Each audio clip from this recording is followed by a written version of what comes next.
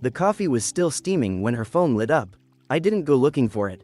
I want that on record, because everything that happened after started with something so small, so accidental, that for a long time I wondered if the universe had simply gotten bored and decided to hand me a loaded weapon on a Tuesday morning.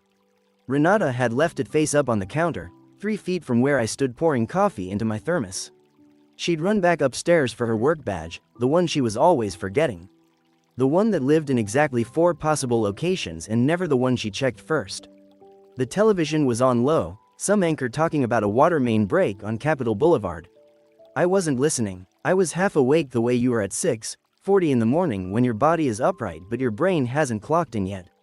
Then the screen brightened. You notice light like that the same way you notice a phone vibrating on a table. Not because you're paying attention, but because a sudden change in a still room pulls your eyes toward it whether you want them to go or not. I glanced over. That's all it was supposed to be. A glance. One name sat at the top of the notification.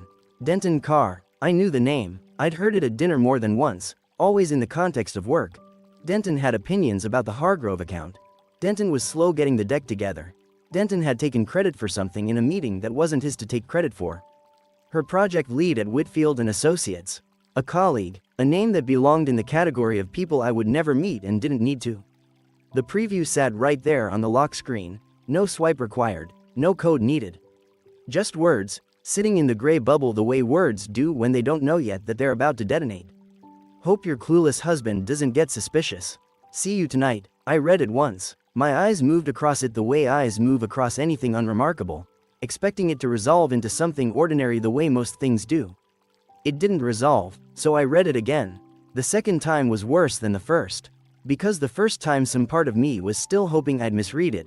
That clueless was a typo for a name. That husband belonged to some other conversation Denton was having with some other woman about some other man's oblivious life. The second read closed that door. The third read, and yes, there was a third, wasn't about comprehension anymore. It was about proof. I needed to see it a third time to confirm that the first 2 hadn't been some trick my exhausted brain was playing on itself at 6:45 in the morning. They hadn't been. I set the thermos down. I want to describe exactly how I did that, because it's the kind of detail that tells you more about a moment than anything I could say about how I felt. I didn't slam it. I didn't drop it. I set it down with the specific, deliberate slowness of a man who has just realized his hands can no longer be trusted to do simple things without shaking. Coffee doesn't spill itself, but it will if the man holding the thermos has just discovered that his marriage has a second. Private vocabulary he was never given the dictionary for. 17 years I've spent finding the thing people don't want found. Numbers that don't add up. Line items that were supposed to disappear quietly into a rounding error. I have built a career on the simple, stubborn belief that if you look closely enough and long enough, the truth eventually stops hiding. I did not expect to apply that particular skill in my own kitchen, at 6:41 in the morning, over a woman's shoulder I'd been kissing goodnight for 12 years. I heard her footsteps on the stairs before I heard anything else. That sound snapped something back into place in me, not calm, exactly, but its imitation, which turns out to be a skill you can produce on demand if the alternative is unthinkable. By the time Renata came around the corner into the kitchen, I was leaning against the counter with my coffee in hand, eyes on the television, watching a man in a rain jacket describe standing water on a road I'd never drive on, my face arranged into the exact expression of a Tuesday morning that had nothing wrong with it at all. She crossed the kitchen, picked up her phone without looking at it, dropped it into her bag mid-stride the way she always did, and kissed me on the cheek. Quick, familiar, the kind of kiss that doesn't require thought because it's been performed 10,000 times before and the body knows the choreography without consulting the mind.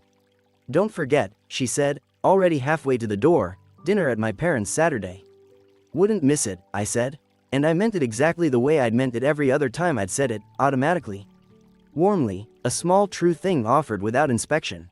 That's what got me later, replaying it. I hadn't even had to fake that part. The door closed. I heard her car start in the driveway, heard it back out, heard it fade down the street toward whatever ordinary Tuesday she thought she was driving into. And then the house was just mine, and it was very, very quiet. Not the quiet of an empty house.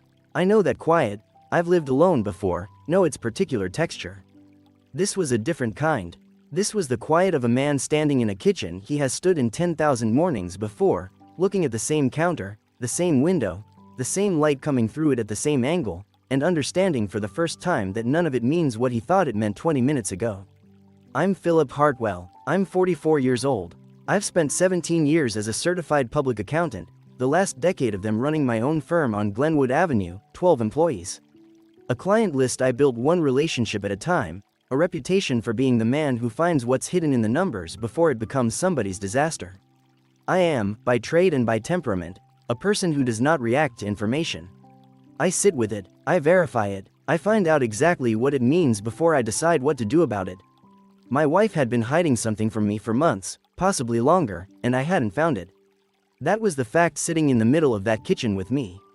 More than the anger, more than whatever grief was still a few days off from arriving. Not that she'd done it, that I hadn't seen it. I stood there long after the coffee had gone from hot to warm to something I no longer wanted, turning one sentence over and over until it had worn a groove into me. Hope your clueless husband doesn't get suspicious. Somewhere out there, two people already had a name for the man I used to think I was. 12 years doesn't disappear in a single morning. It sits there behind you, refusing to become simple, no matter how badly you need it to. We met at 29, at a fundraiser for the Umstead Park Trail expansion, the kind of event where everyone is performing generosity for people they'll never see again. I was 3 years into my own practice then, running it out of a cramped 2-room office on Hillsborough Street with one part-time assistant and considerably more ambition than furniture. Renata was working as a marketing coordinator for a commercial real estate firm downtown. A mutual friend introduced us near the bar, right before the keynote. I noticed her before we spoke. While the speaker up front described some erosion issue along the trail in the softest possible language, Renata was the only person in that room actually listening instead of quietly networking through it. When the applause came, she leaned toward me, unprompted, and said the man had just described a $4 million problem as an enhancement opportunity. That's impressive spin, she said. I laughed harder than the joke probably deserved. We talked for 2 hours after that. Dinner came 4 days later, a small Italian place on Glenwood, nothing fancy, just good, and by the time the check arrived, I already understood I wanted this woman in my life for a long time. I want to tell you that plainly, without irony, because everything that came after doesn't erase it. It just complicates it. We married 3 years later at Fearington Village, just outside Chapel Hill. 40 guests, late October, warm enough to hold the ceremony outdoors. My mother cried through most of it. Renata's mother ran the seating chart like a small military campaign and somehow took personal credit for the weather. For 12 years after that, we built something. I grew the firm from that 2-room office into 12 employees and a client roster it took a decade to earn. Renata climbed just as steadily, coordinator, then senior account manager, and 3 years ago, director of client strategy at Whitfield & Associates, a consulting firm out in the warehouse district. The promotion came with a real salary jump, a team of 6 reporting to her, and a new colleague named Denton Carr, a man who I would later learn had never been especially interested in keeping his professional relationships professional. At the time, none of that registered as anything but good news. My wife was good at her job and getting better. That was simply true, and I was proud of her for it, the uncomplicated way you're proud of someone you love when their life is going well. Here's the part one keep returning to now. Turning it over the way you turn over a coin looking for a flaw you missed the first 10 times. Renata had always kept a personal savings account, separate from our joint finances, entirely her own. I never questioned it. 2 working professionals, 2 financial identities living inside one shared life. That's not a red flag. That's just how modern marriages function. I'd have said the exact same thing about my own accounts if anyone had asked. She was also, by nature, a private person about small things. She'd tell you everything about a client crisis at dinner and nothing about what she was actually feeling that week. I used to think that was just her wiring. The same sharpness that let her spot a $4 million spin from across a crowded room also meant she processed things internally before she let anyone else see them. I respected that about her. I never thought to wonder what else that same instinct might be useful for hiding. When she started coming home later, I told myself the director title came with a heavier workload than she'd expected, and that was reasonable, because it was true. When the weekend calls started, I didn't question them either. Whitfield ran lean, and directors carried their phones like appendages. When she added 2 evening gym sessions to her week, Tuesdays and Thursdays, I remember being glad. I remember thinking, good, she's making time for herself. I am, professionally, a man whose entire career is built on finding the thing hidden inside a column of numbers that isn't supposed to be found. Turns out I'm remarkably bad at applying that same instinct to the woman across my own dinner table. Because looking back now, from this distance, with everything I know sitting heavy in my chest, the signs weren't subtle. They were just quiet, and I wasn't listening for them, because I had no reason yet to think I needed to. By the time she came home that evening, I had already made a decision I wouldn't say out loud for 3 months. I wasn't going to confront her. I know how that sounds. I know the instinct most people would have is to walk into the room and demand an answer right then. That same night, while the wound is still fresh enough to force honesty out of someone. I understand that instinct completely. I felt it too, standing there rinsing out a coffee mug that didn't need rinsing, just to have something to do with my hands. But I've spent 17 years watching what happens to people who move before they understand what they're moving against. I've sat across the table from clients mid-divorce who said everything too soon, who let their anger do the talking. And then watched the other side spend 6 months quietly reframing the whole story until the wrong party somehow became the unstable one. I've seen it cost people their homes. I wasn't going to let it cost me mine. So instead, I did the only thing I actually know how to do well. I started gathering information. That evening, Renata came home at 7:30, earlier than usual, in a good mood, talking fast about a client presentation that had apparently gone well. She made pasta. We sat at the kitchen table, the same counter, 12 feet away, where I'd read that text 3 times that morning, and she asked about my day, and I told her about a quarterly audit I was finishing for a manufacturing client in Durham, and I watched her the entire time doing it. Not suspiciously, carefully, the way you study something you've looked at 10,000 times, trying to see it fresh. There was nothing to see. She was warm. She touched my hand twice. She fell asleep against my shoulder during the news. Either she was giving the performance of her life, or she had gotten so good at separating the two versions of her life that neither one bled into the other anymore. I lay awake a long time that night trying to decide which possibility frightened me more. Over the next 3 weeks, I built the case the way I'd build a client file, quietly, in pieces, never all in one place at one time. First, a family law attorney named Patricia Ewan, off Six Forks Road. Not to file anything yet, just to understand the ground I was standing on, what North Carolina required. What documentation would matter, what mistakes I couldn't afford to make. Patricia was calm in a way that steadied me more than I expected. One of the first things she told me was not to confront Renata during the information gathering phase. I told her I already wasn't planning to. She looked at me for a second longer than the sentence required, like she was recalibrating what kind of client she was dealing with. Second, a private investigator named Gregory Oakes, a former Raleigh detective. Mid-50s, running his own small operation near the Beltline. Gregory had the unhurried manner of a man who had already seen every version of this story and wasn't going to be rattled by mine. He came back within a week with the first piece. Renata and Denton Carr were meeting regularly, a Marriott on Capitol Boulevard, occasionally a bar in Glenwood South. Dates, a pattern, roughly 7 months, based on what he could trace. I remember sitting in his office looking at the printed timeline he slid across the desk. And feeling something strange happen in my chest, not the gut punch I expected, but something closer to the flat, clinical recognition I get 3 pages into an audit when the numbers finally admit what they've been hiding. There it is. I'd been braced for confirmation. What I wasn't braced for came a week later. I started reviewing our finances myself, the way I would for a client, line by line, account by account, nothing assumed. Renata had always kept a personal savings account separate from ours, which I'd never questioned, because it wasn't a red flag. It was just hers. What I found was a pattern inside that account I hadn't been looking for. Regular transfers, going back 8 months, moving out to an account at an institution I didn't recognize. Nothing dramatic on any single line, 800 here, 1200 there, small enough that no one glancing at a statement would ever stop and ask a question. I almost didn't either. I only caught it because I wasn't glancing. I was doing what I do. Over 8 months, it came to a little over $19,000. I sat with that number in my home office for 3 straight days before I let myself understand what it actually meant. This wasn't spending money. This wasn't a secret shopping habit or a hidden gift fund. This was a runway, a cushion built by someone who intended to use it, which meant Renata hadn't drifted into this. She had planned it, month after month, transfer after transfer, while sitting across from me at dinner asking about my day. That was the moment the phrase from the text stopped being an insult and became something closer to evidence. Clueless husband, she hadn't been wrong. For 7 months she'd been building a second life in installments while I filed returns and ran audits and came home every night trusting the woman waiting for me was living in the same marriage I was. I thought about confronting her that week. I thought about it every morning for 7 straight days, standing at that same counter, coffee in hand. I didn't. What I did instead was keep building. Gregory finished his documentation, photographs, timestamps, a clean, defensible chain of evidence that Patricia confirmed would hold up if it ever needed to.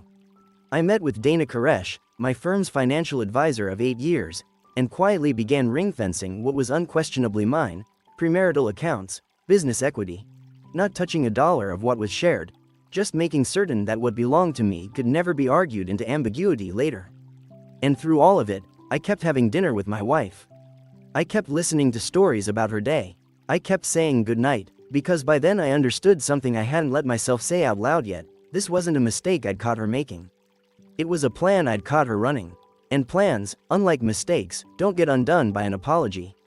They get answered. There's a particular kind of exhaustion that comes from sitting across the dinner table from someone every night while carrying something they don't know you're carrying. Nobody warns you about it.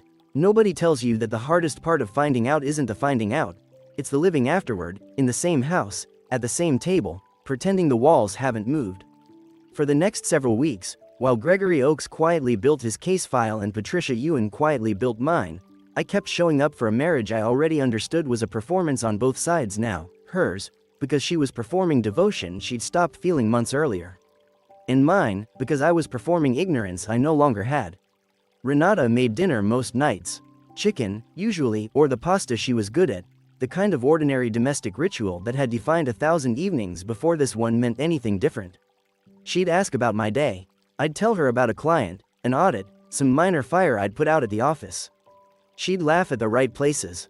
I'd laugh at hers. Somewhere in the middle of that laughter, I would find myself doing math I never wanted to be doing, counting backward from tonight to the night Denton Carr's text had lit up her phone.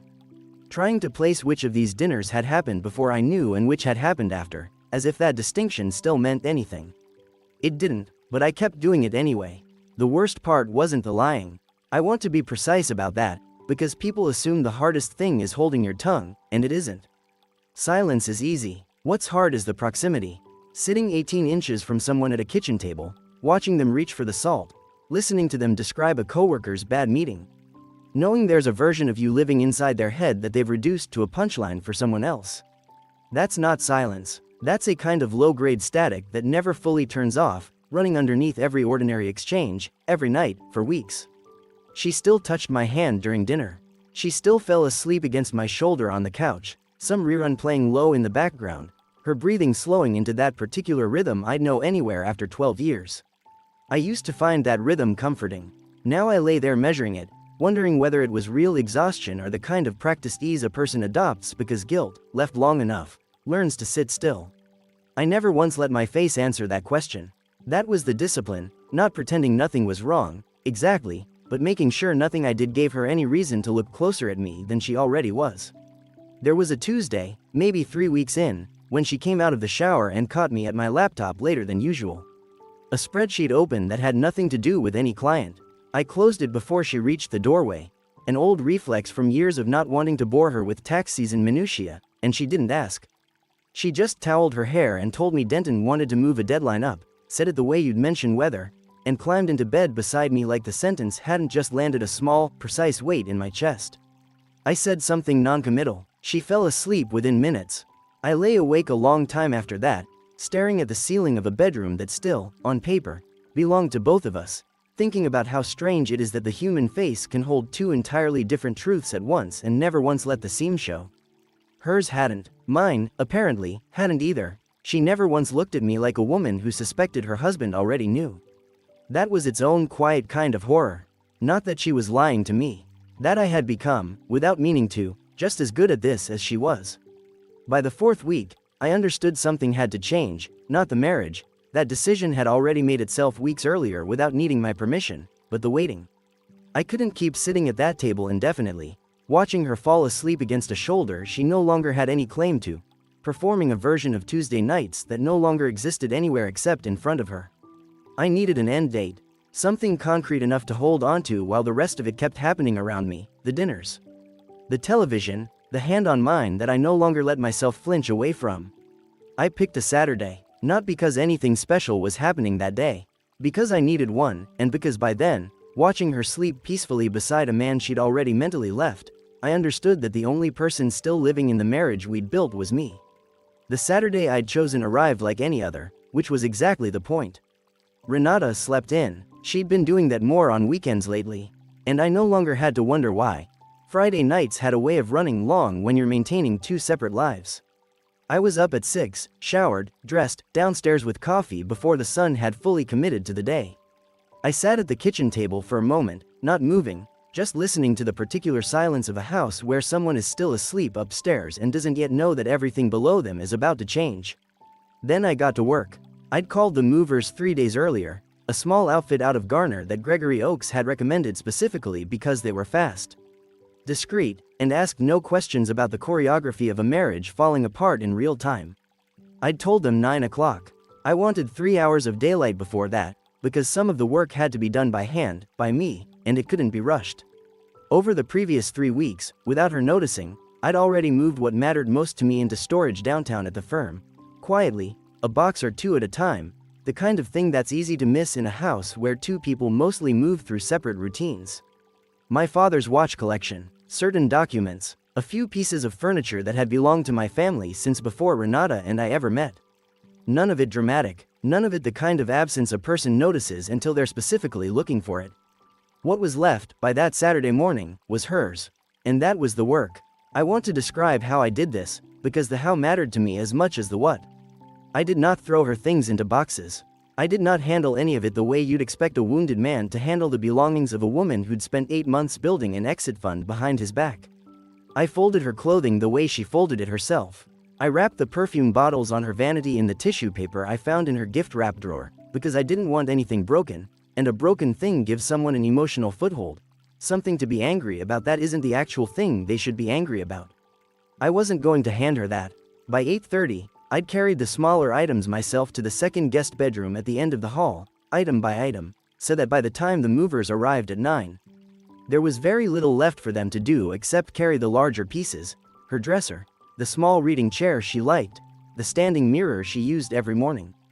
3 men, efficient, quiet, in and out in under an hour. I paid them in cash. I thanked them. They left without ever once asking why a man was calmly relocating his sleeping wife's entire bedroom into a guest room down the hall. By 9:45, the master bedroom, the one Renata and I had shared for 12 years, had become something else entirely. Clean, empty of her. The bed remade with fresh linens I'd bought 2 weeks earlier specifically for this morning, because I didn't want her walking in to find the sheets we'd slept in together still on that mattress. Her home office, down the hall, I left completely untouched. The kitchen, untouched. This wasn't destruction. This was precision. I wanted her to understand, instantly, without a single word from me, that this had been thought through, that nothing about it had come from rage. There was one thing I left in that room. A single folder, placed in the center of the bed, exactly where a pillow used to be. Inside it, the photographs Gregory Oakes had taken outside a Marriott on Capitol Boulevard. A printed statement showing 8 months of transfers into an account she didn't know I'd found. A cover letter from Patricia Ewan's office confirming that divorce proceedings had been formally initiated that morning. And beneath all of it, a single handwritten note, 4 sentences. In my own hand, because some things shouldn't come from a lawyer first. I found the text on a Tuesday morning in October. I spent 3 months making sure I understood exactly what I was dealing with before I said a word. I hope you understand that I respected you enough not to do this in anger. The house is quiet now, the way it should have been from the beginning. I set the folder down, squared its edges to the corner of the mattress the way I square every document I've ever handed a client. And I walked back downstairs. The house was ready by 10. I made a fresh pot of coffee, sat down at the kitchen table with my laptop, and opened a client file I had absolutely no intention of actually reading. And then I waited. I remember the particular quality of that waiting, not anxious, exactly, though my pulse was doing something I chose not to examine too closely.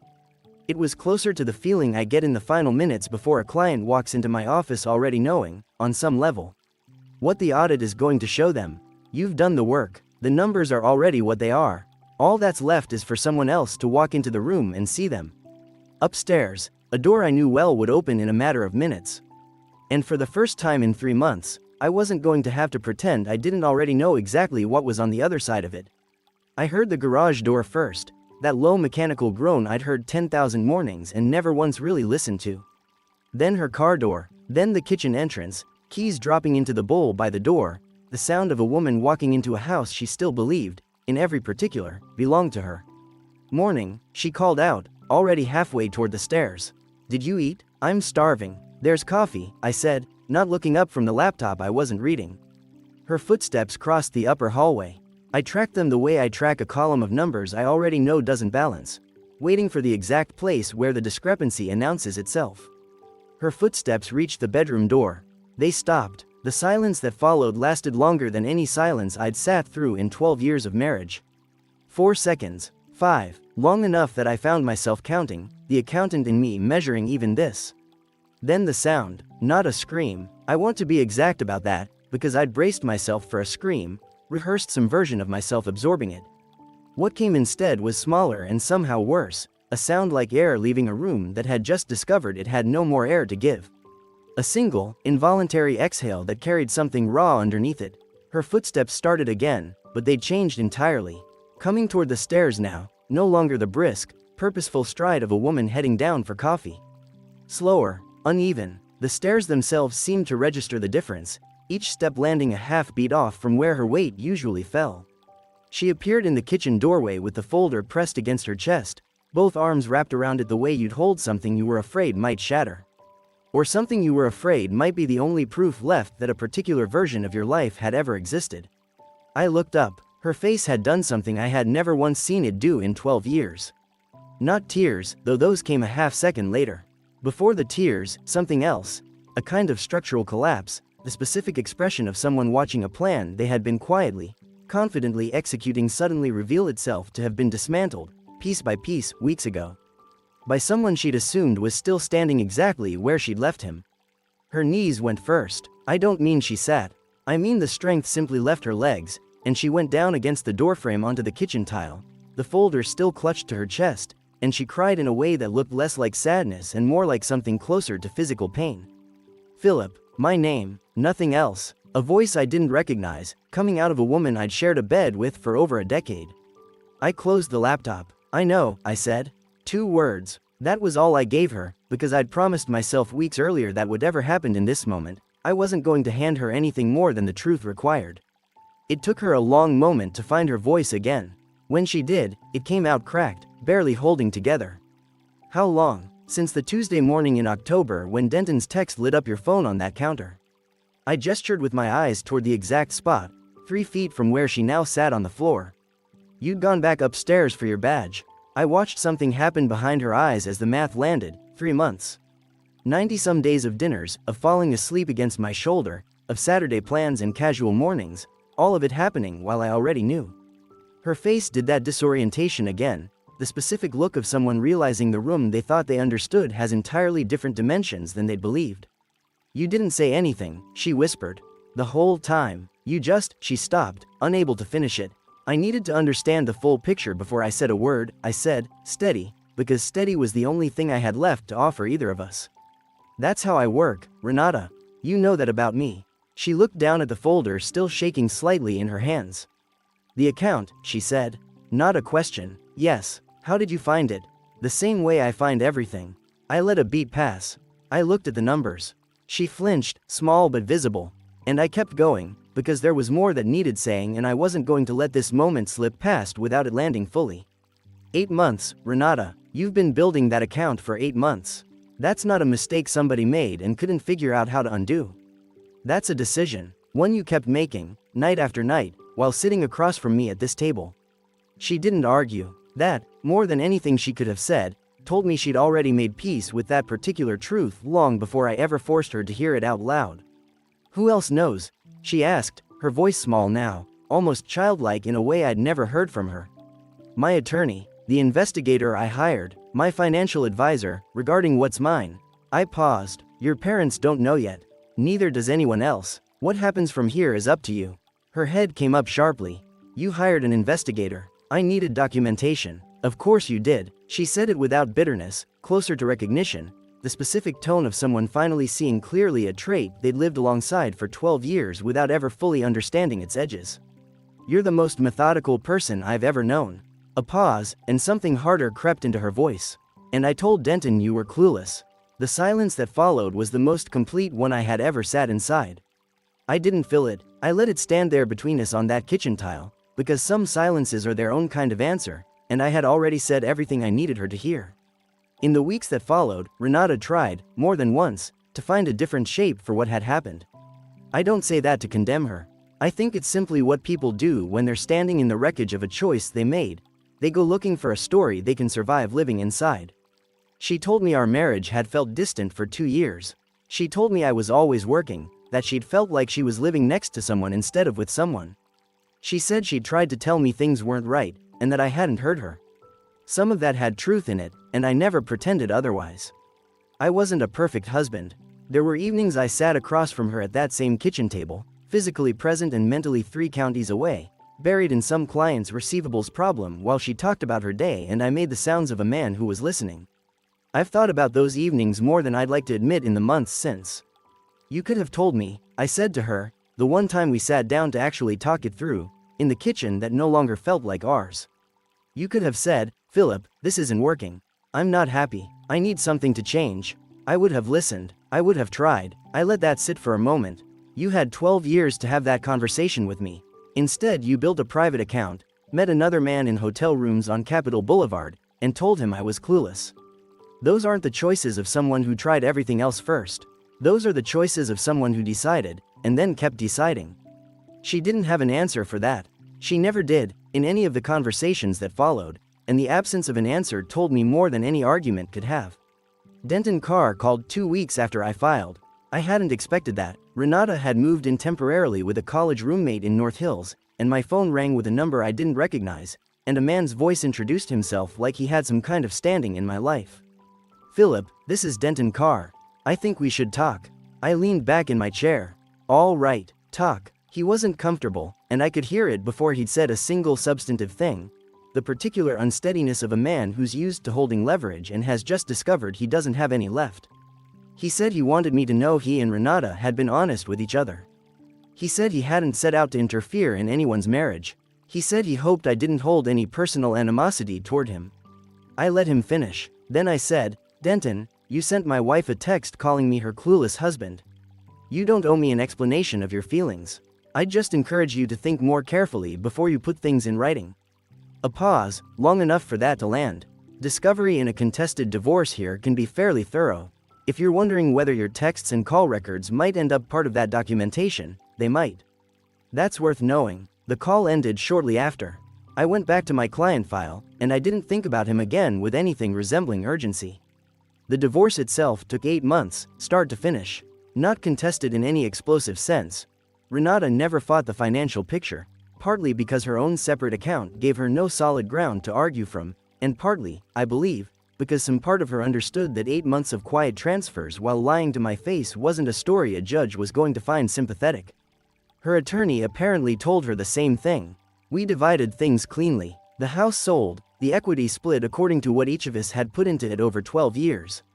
All of it documented with the same precision Patricia Ewan brought to everything. My business assets, entirely mine, entirely ring-fenced months earlier, stayed mine.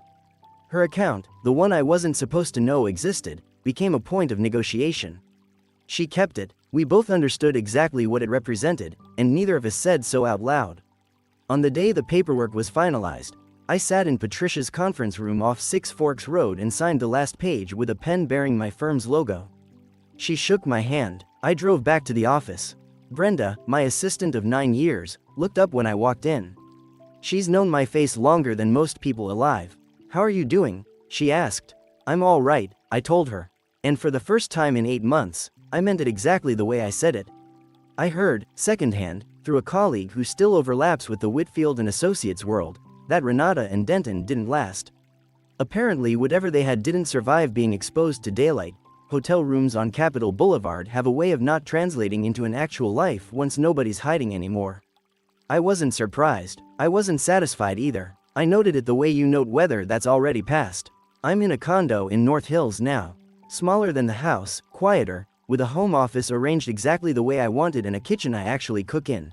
More than I ever did in the years I spent trying to hold together something that had already been decided without me. I want to be honest about something, because it would be easy to tell this story in a way that makes one person the villain and the other the innocent party. And I don't think real life is usually that clean. I worked too much. There were years Renata sat across from me at that table and I was present in body and somewhere else entirely in my head, and I knew it, and I didn't do enough about it. I'm not going to stand here and call myself a man who was simply ambushed. But I also know the difference between a husband who was imperfect and a wife who spent 8 months building an exit while sitting across from him every night. Both things can be true. Only one of them required a folder and a moving truck. My father used to tell me the accounts always balance eventually, that my job was just making sure I was on the right side of the ledger when they did. I called him a few days after I found that text, before I'd told anyone else, and asked what he thought. He was quiet a moment, then asked what my instinct was telling me to do. I said wait, understand the full picture first. He said that was the right instinct, and to trust it. I did. It took 3 months to gather what I needed and 8 more to finalize it, but it balanced. There's a woman I've been seeing for a couple of months now. Her name is Nora. She works in hospital administration at WakeMed, and she has the kind of laugh that doesn't ask anyone's permission to happen. We met at a dinner party in Cameron Village. The kind of gathering I'd stopped going to after the divorce and started going to again once I remembered that isolation only helps you for so long. I won't tell you she's the redemption arc of this story. I don't know yet what she is. I know she's direct and honest, and asks real questions and waits for real answers. I know that when she says something, she means it. For now, that's enough to build on. I keep coming back to that one word from the text on the counter. Clueless. It was supposed to be a private joke between two people, shorthand for the man too buried in spreadsheets to notice his own life falling apart around him. And for a while, she wasn't wrong. I missed what was right in front of me for months. But information doesn't care who finds it or whose side it favors. It just waits, in a text message, in a bank statement, in a folder left on a bed, for someone to finally look at it instead of away from it. I looked, and when I was done looking, I knew exactly what to do. I'm Philip Hartwell. I spend my days finding what people try to hide in the numbers.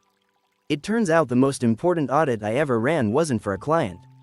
It was for myself, and when those accounts finally balanced, they showed me something I hadn't expected, that I was worth more than I believed while I was busy trying to hold together a life someone else had already quietly walked away from. Clueless, it turns out, was never the right word. Just slow to look, and once I looked, I saw everything.